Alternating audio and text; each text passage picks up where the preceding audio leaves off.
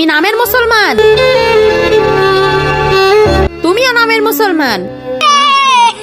আরে ভাই, ও সবাইকে নামের মুসলমান কেন বলছে? ভাই চলো ওকে ধরে ইমাম সাহেবের কাছে নিয়ে যাই।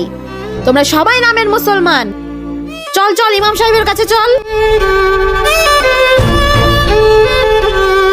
ও সবার কাছে যাচ্ছে আর বলছে তোমরা সবাই নামের মুসলমান।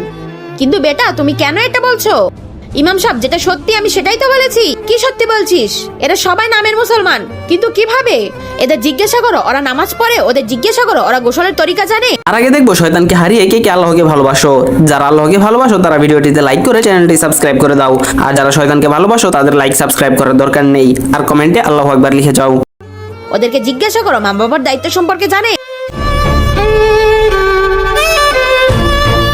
কি এখন বলো, চুপ হয়ে গেলে কেন?